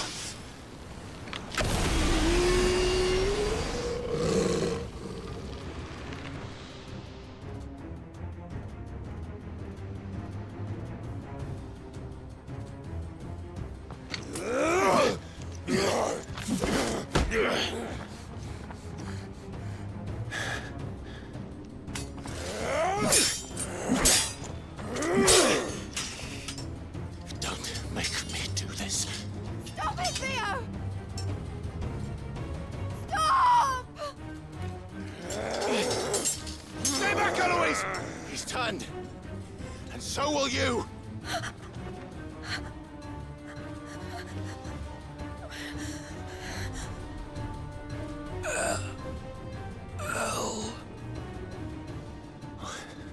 Theodore.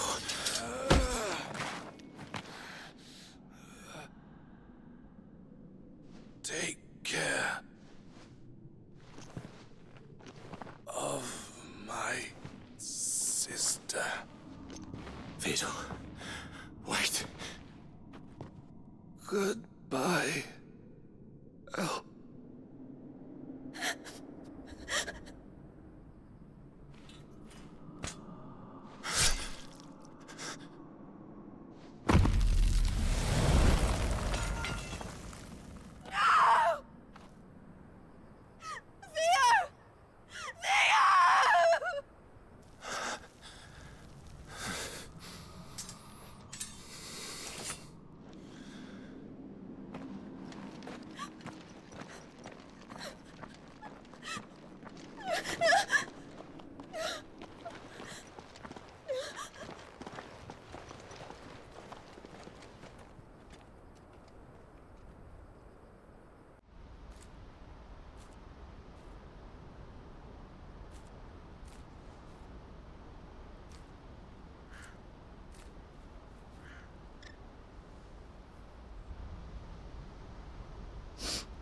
Thank you, Clive. I think I'll be all right now. That was true bravery he showed. Leading the dragon away from the village like that. His first instinct was always to protect people. To put others' well-being before his own. And now he's gone. Because I sent him to that place, against his will. It wasn't against his will. He was ready to do whatever it took to show you he could stand on his own. So that you would finally be free to live your own life. To live my own life? He never could come to terms with the choice I made. What exactly happened? You once told me Theo was the first bearer you ever helped.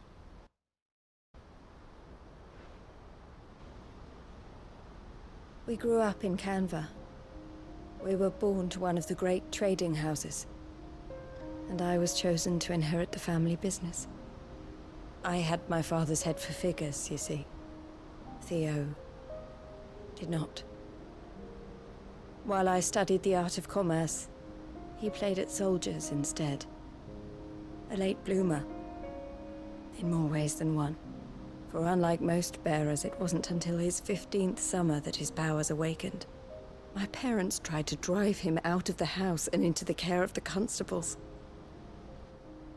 But before they could, I took him into mine. Theo told me something else. He clearly admired your devotion to the cause of freeing others like him from slavery. But he said you deserved a better life than this. He wanted to free you from what he called your bonds, just as you freed him from his. I would be lying if I said I had not wondered from time to time how much easier my life might have been if I had allowed Theo to be taken and devoted myself to the family business instead.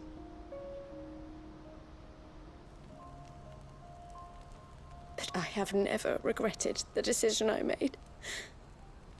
Being with my brother meant more to me than tradition or reputation.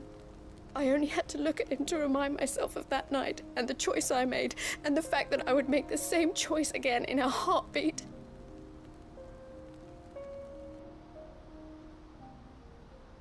He was never a burden. How could he even think that? If anything, I was the one who weighed him down. You weren't, Eloise. He said it himself, that he had always been grateful to you for saving him, and that he wanted to repay you by letting you live the life you were denied. Neither you nor Theo weighed each other down. You loved one another. You did whatever was necessary to continue living your lives together, and you always would have.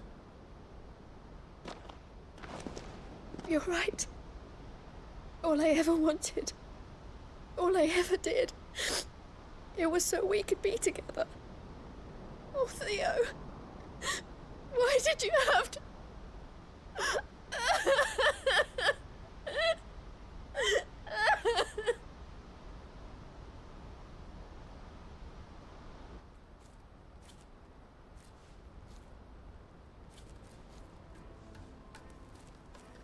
I know Theo wanted me to move on, but I'm staying here at the Crimson Caravans to continue our work. We can make a difference here. We can help people, save them. I need nothing more from life than that. So I'll carry on doing what we do, ensuring that goods, people, bearers get where they need to be, bringing smiles to people's faces just like we always have, and to Theo's. Wherever he is. This is the life I have chosen. The life I will always choose. I've made a choice of my own, to continue helping you however I can. Whenever you need it. Thank you, Clive. Let's go on together then. For Theodore.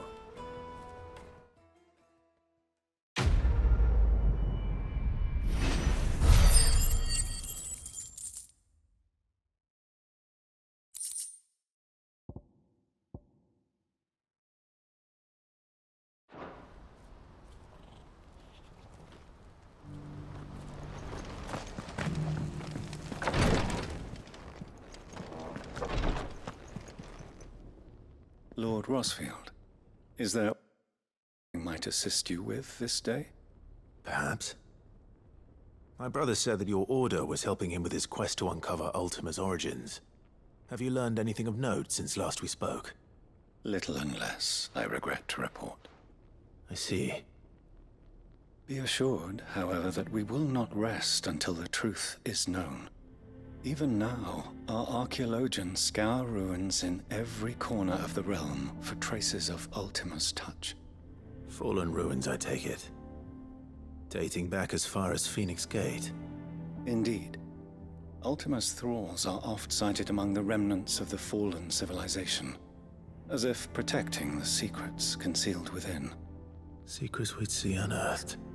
Should our methods be of interest, my lord, mayhap it would please you to observe some of our number at work. Would that be possible? Of course. A survey is being conducted not far from here. Perchance you are familiar with Kretov, a small hamlet built around a fallen airship. I was due to visit my colleagues there to collect their preliminary findings, but if you would consent to do so in my stead, I'm sure that they would be honored to relate any discoveries they have made to you directly. All right. I'll go and meet with them. They will be most gratified, I am sure. Might I suggest you take the road through Titan's Wake? It will lead you straight to the village after but a short walk. Thank you. I will. I wish you a safe journey, my lord. May the Firebird's flames burn ever in your heart.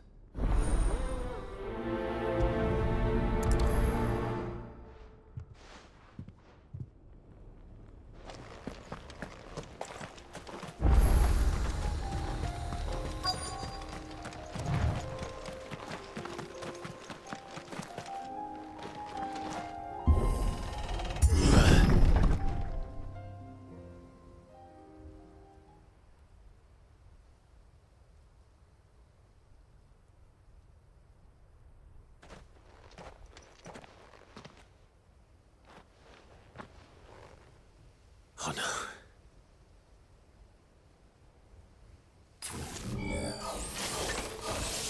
You'll pay for this. There may still be survivors. Garuda!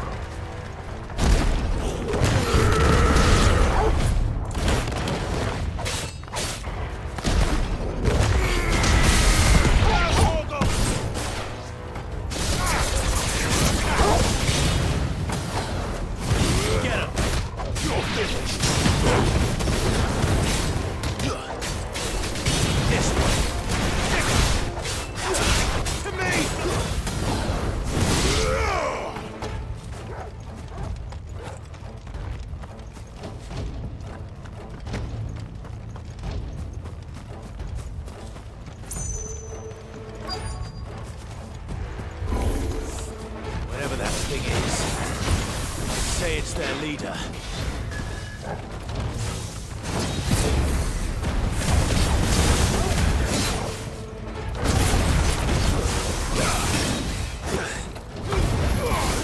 All yours, Torgal.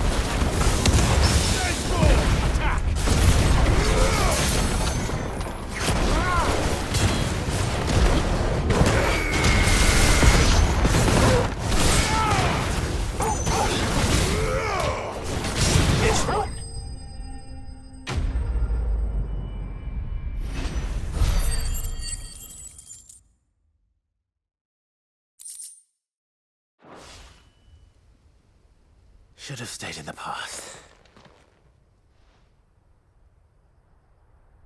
These must be Cyril's colleagues. You have our thanks, stranger. Who are you? Ah, forgive me, my lord.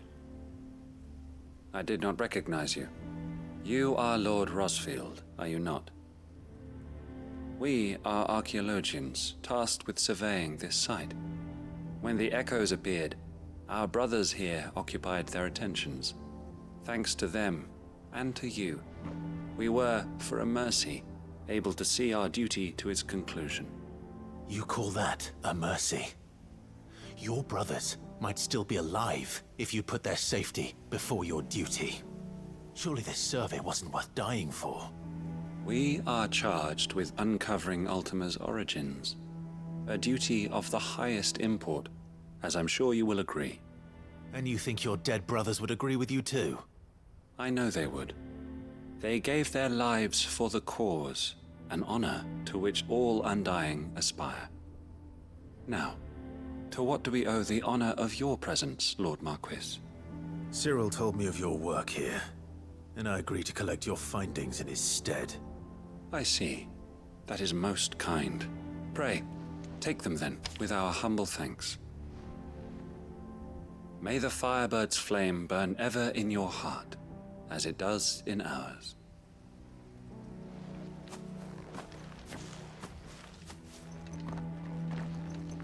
It's one thing to lay down your life for another, but for a survey... I suppose I'd better get this back to Cyril. Ah, you are returned, my lord. I collected your colleagues' preliminary findings. Here, take them.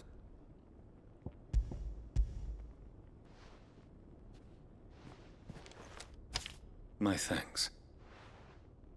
I shall study them, and inform you forthwith if I discover aught that might aid you in your fight against Ultima.